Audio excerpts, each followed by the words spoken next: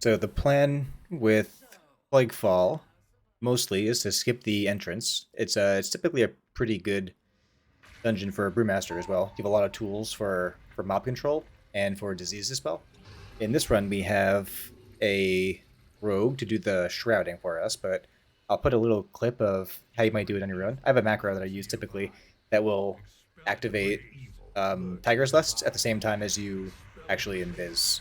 So you'll get the speed boost as well as the invis. And here we start off with killing Arcolith first. He doesn't really do anything that special. I'll jump ahead a little bit. Our mage stood and stuff, so that's just life, fortunately, in pugs. But attempting also to call out interrupts down here with an interrupt macro that I have that has the person's name that you're hovering over. But we kill him. I take the AoE anima power. Actually, not sure what I should be taking yet as a monk. I haven't really kept this guy up to date like I have my warrior, but I'm running this kind of like I did last patch, where right now I'm letting the healer res the dead mage, but speed taunt is awesome here because you can get this guy across the entire platform really quickly, so you can kind of increase the distance between him and the slimes that he spawns. Just dodge his frontals, right, and keep the slimes away from him as much as you can.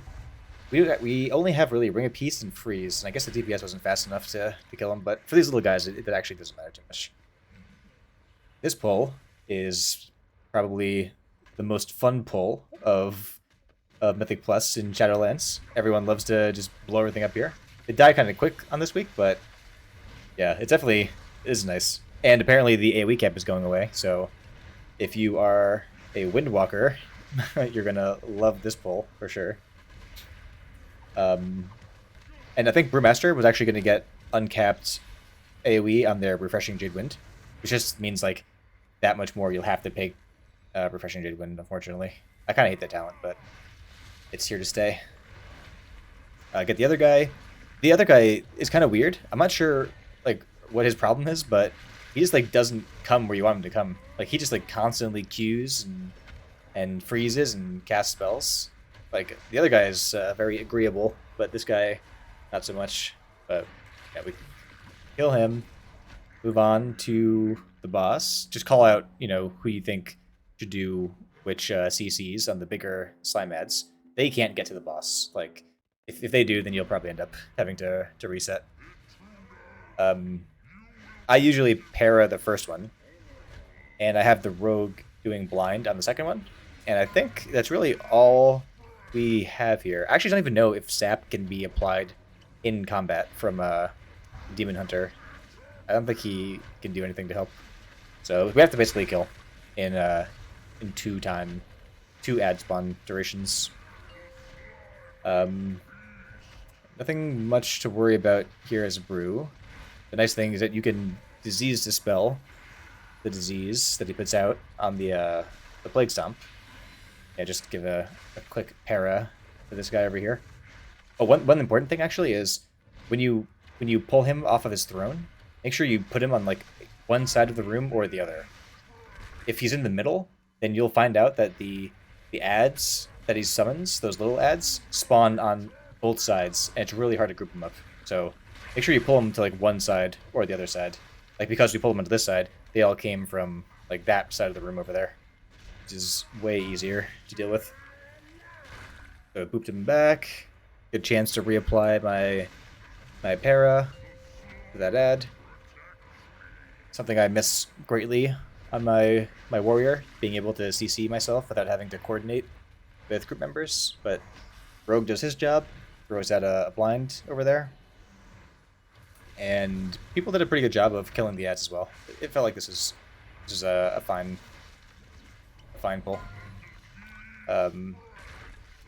Yeah, and here I start using my disease dispel on the person I think that is actually in danger. I think for the first one I did it on myself, as just kind of like selfishly. But as a tank, you're never really in danger from little things like that. So we kill him. Moving on to the next area. I still pull this more or less like it was in patch 9.0. So I basically pull this whole area, just making sure to get as many of them into the canisters as we can. So yeah, keep them in there just long enough to get the debuff on them. And make sure you're never pointing this Spinebreaker at your team, because he has this like vomit frontal. Is beautiful. And as a Brewmaster, you have tons of things to stop these guys from running away. Like you can just clash them back in, and that's like the majority of the time that they're actually running. So that's very convenient as well. Next thing that I usually do is pull the left side. I check here to see if that Pat is in a good spot, and I'll pull him first. But if that's not the case, then we pull in all these guys together. And here, like, you want to be very... You basically want to use cooldowns on every one of these pulls, because like these are like really scary pulls. As a Brewmaster, it's nice because you can keep on dispelling that claw debuff that these guys give you. I think it like lowers all of your stats by like 10% per application, so it's like a crazy kind of debuff. Like you don't want that on you at all. As a warrior, like this actually, this is a very scary dungeon.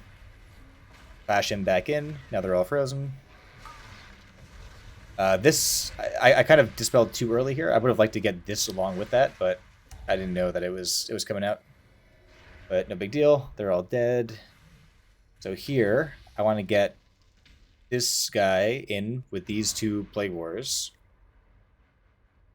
They aren't too scary. The slimes are typically what you focus down first. If you have Necrolords, these slimes actually give you powers. So I think this one might like buff his allies like haste or something, and Necro. If you have a Necro, it'll buff your haste.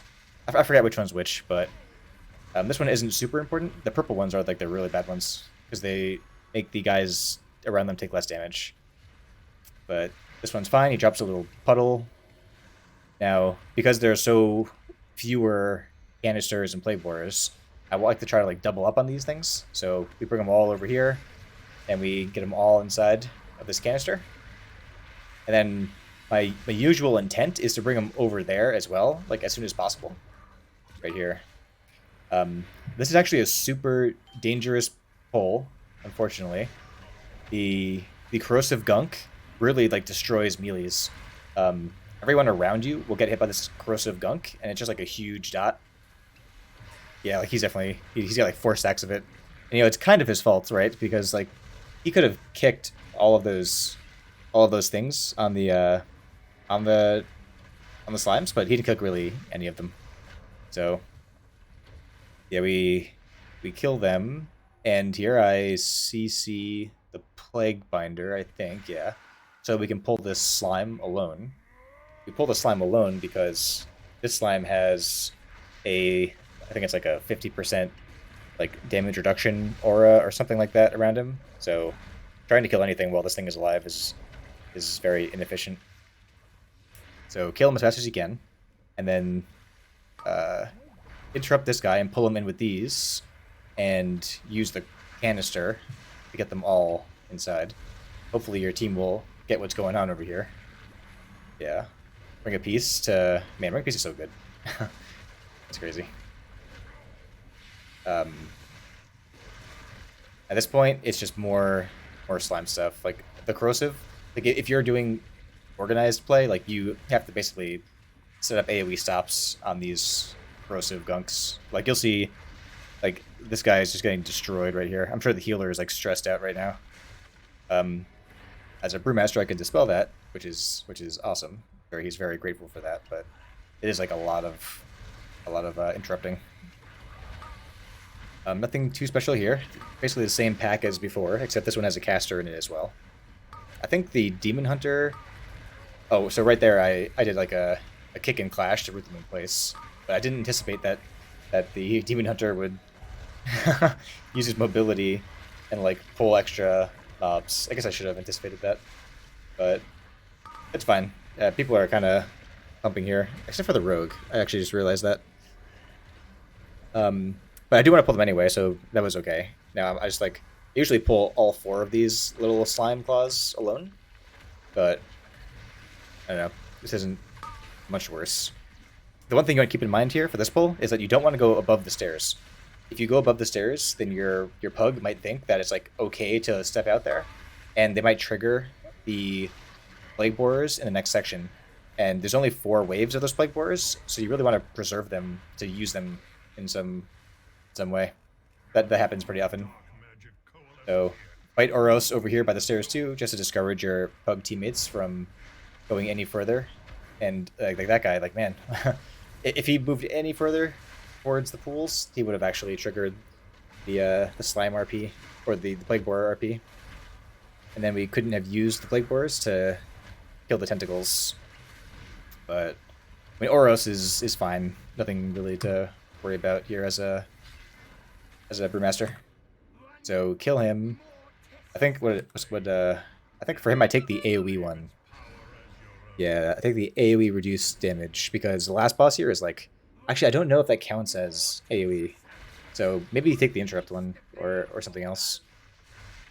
But not a huge deal.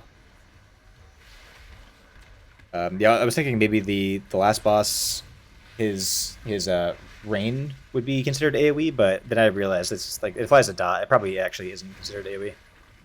But yeah, see, here we can use plague borers on the tentacles, which wouldn't have been possible if we had stepped too close to this place before.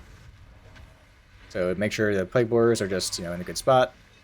I usually hold my kick here as well, my AoE stun, because I might have to save someone's life by stunning that tentacle. But that wasn't the case this time. Here.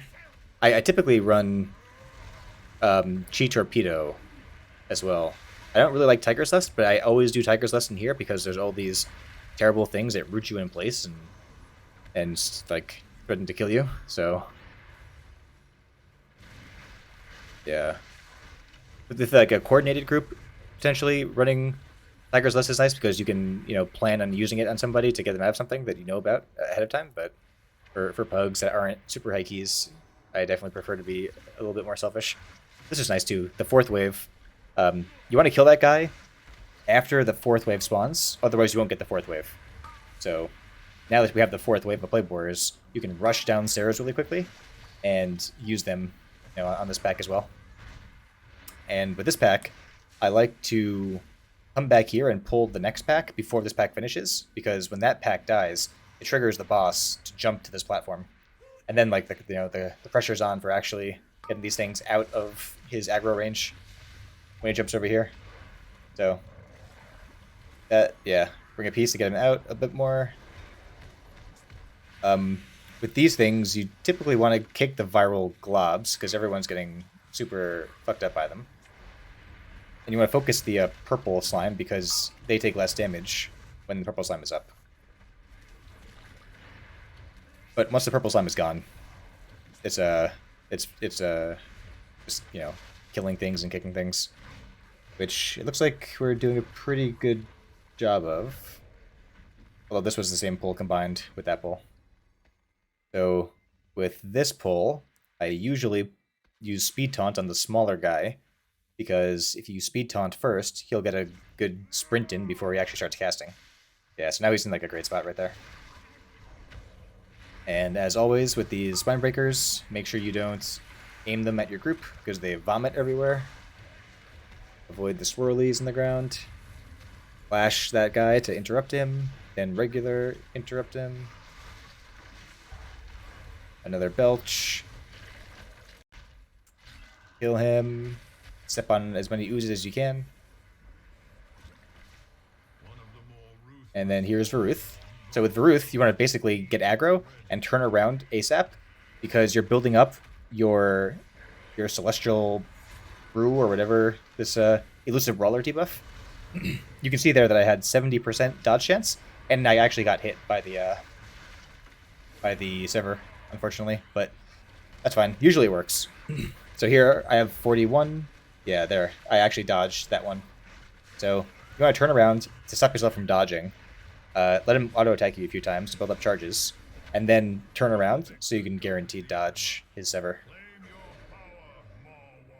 I think I take Champion's brand here, yeah.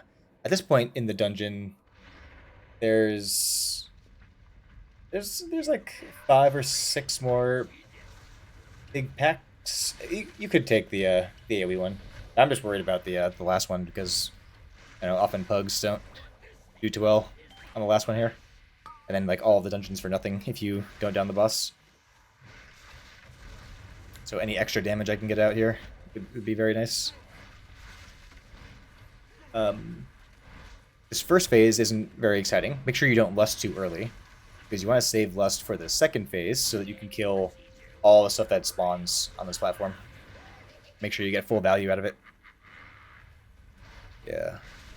So what I usually like doing here is CCing this ad, but it's just too hard with bugs. Like I try to pull him away over here, speed taunt him out, and then like ring him out, and then like para him, but like someone's got a dot on him or something. It's just like impossible to CC this guy in bugs. But what I usually do is I have a warlock, and the warlock will banish right away, so it's like trivial to CC. And then once the banish wears off, I'll para, and then we kind of just repeat as time goes on. I usually run with the druid too, so he can root one as well, as long as it's out of range because of banish. Yeah, with this one, that burning strain cast happens when you are too far from him. He'll start casting this thing that's like really, really strong and just kills you. So just chase him around. Make sure you tell your team at some point to kill these bombs, and then make sure you're always getting the congealed slime on you. It's way better to CC this thing if you can, but in pugs it's just like sometimes too hard. Like this thing is the same slime that gives him a damage taken buff, or a damage taken debuff, I guess, depending on who you are. It's a buff or a debuff. It makes him take less damage, so better to not deal with these guys at all and waste time DPSing them, but sometimes that's just how it is. Here. Step on those oozes. Some classes can, like warrior, can actually spell reflect that ooze, or spell reflect the injection, and then never worry about actually taking damage from the ooze, but not the case on Brewmaster. I think I mistakenly missed that slime injection with my Zen meditation as well. Not that it was like super dangerous, but so yeah. So with this one, you definitely want to remind people that this slime gets a buff that can be purged, because if he doesn't get that buff purged, then when he dies, he creates this big goo puddle on the ground, and you have to stand in that goo puddle to kill the tentacle. Otherwise the tentacle will start like throwing out this cast because no one's around it in melee damage. So be vocal with with reminding people to do certain things. Some things are just like terrible if they don't happen. And I usually pull these guys over onto that side, but I feel like here we've got enough damage and it's like a low enough key that doesn't matter too much. Just make sure you kick these creepy crawlies or crawly creepers or whatever that cast was. He summons more guys and they kind of mess you up. But yeah, so like as a brew, what you can do when that big shield comes up is you can just para this guy. Anything that gives him like loss of control will stop the shield. So you've got tons of tools for stopping that. Next up is Sagadon. Sagadon is not terribly scary. He's kind of like he kind of chunks you as a brewmaster. On warrior, he's not very scary at all. But just try to get your celestial brew up. When he's doing his 2 tank busters, or get like crush and then seismic, whatever. Yeah, this is it right here. So it's not what was it, like 12k on like a 17?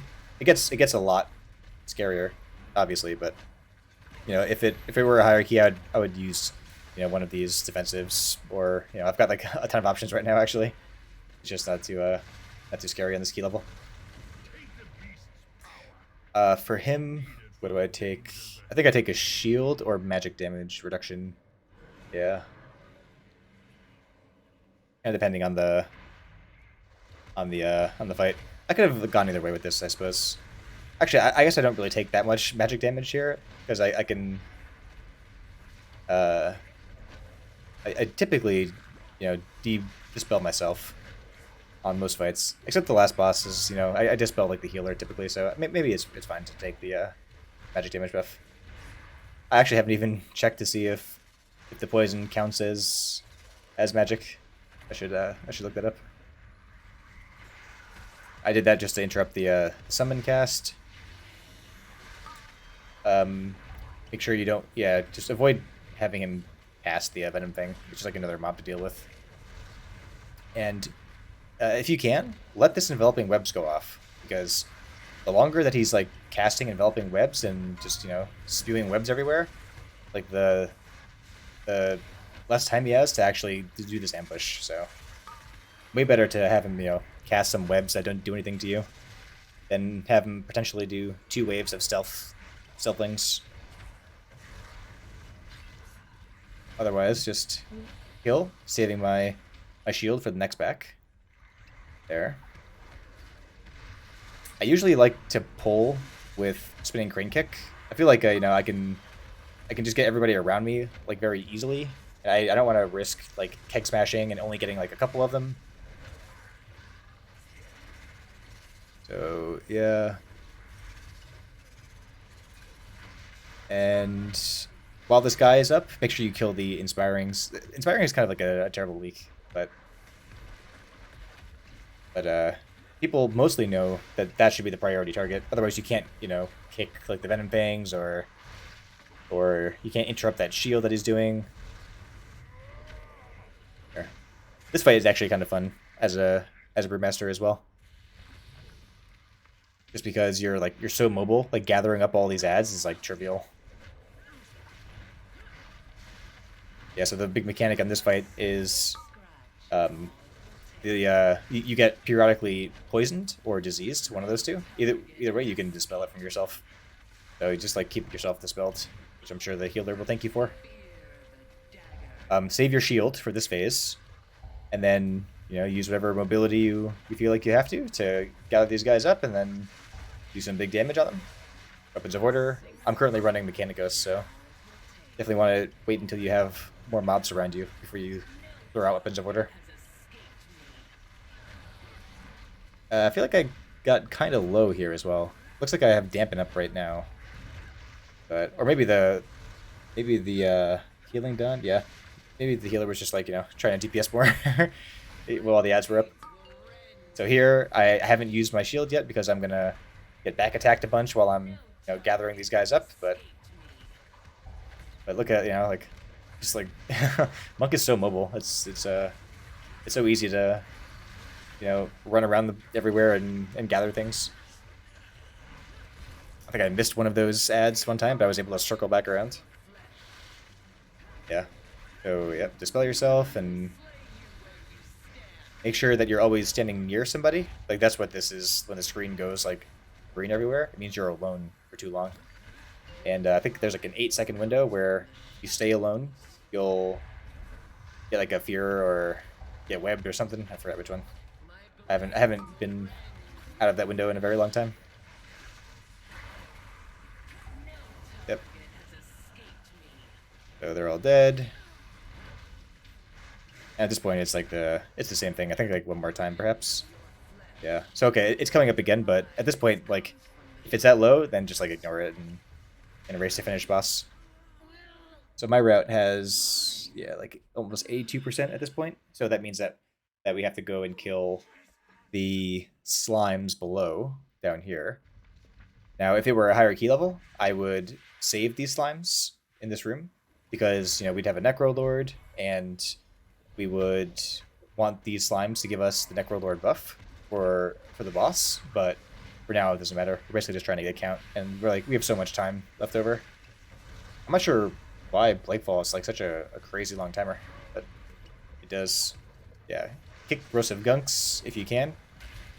Especially in this room, where like even the range people are in melee. Yep. They're all dead.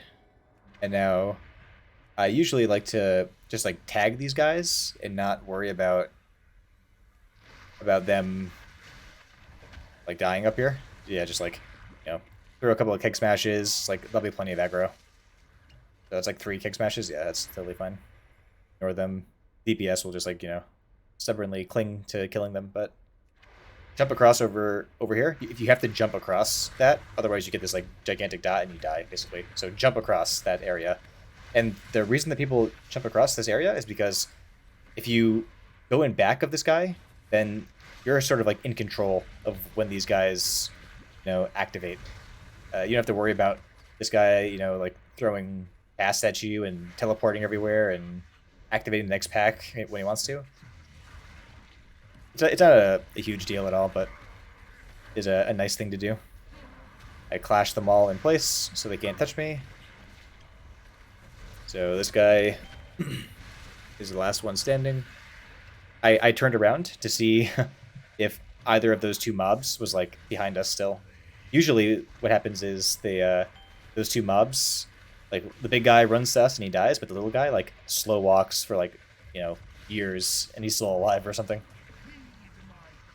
Yeah, and lusting on P2. You definitely want to lust on P2. I made the mistake of lusting on P3 in the past, and what happens in P2 is that since everybody has no cooldowns, you end up getting like multiple of these little guys that spawn.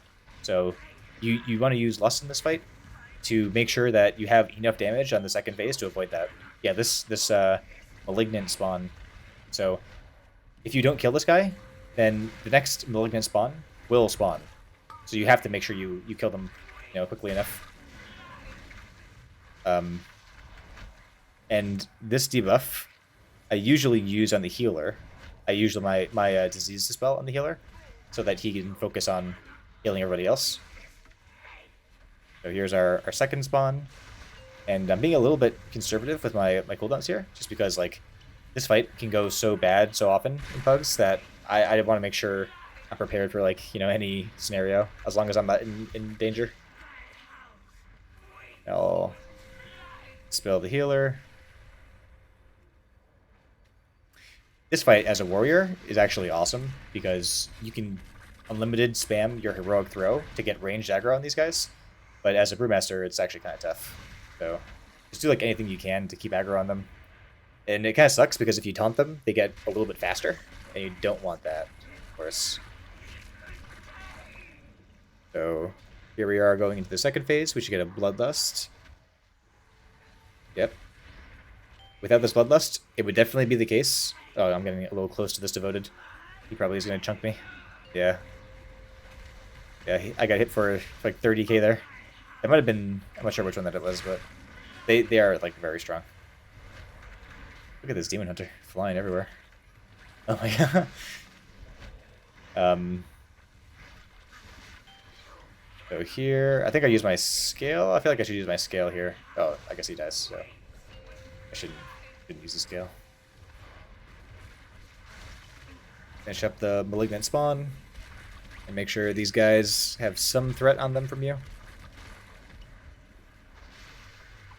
You're almost like never in danger on this fight of like getting hit by these tentacles. Like here I'm in like a really bad position, but like it's fine. I can just like, you know, roll. Other classes would definitely not be okay right now. And at this point, you're all set, more or less. You'll get a ton of like ads spawning in, but you know, if any of them are too close, then you can just throw out a Ring of Peace. You can save your stun as well.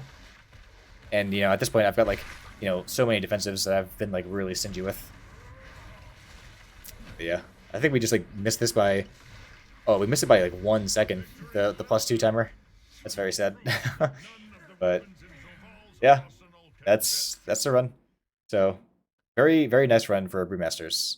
It's lots of things you can do, lots of disease dispels, lots of like opportunities to interrupt and keep aggro. So it is very fun. And as far as inspiring goes, this one is not bad to run either. So good luck in your keys.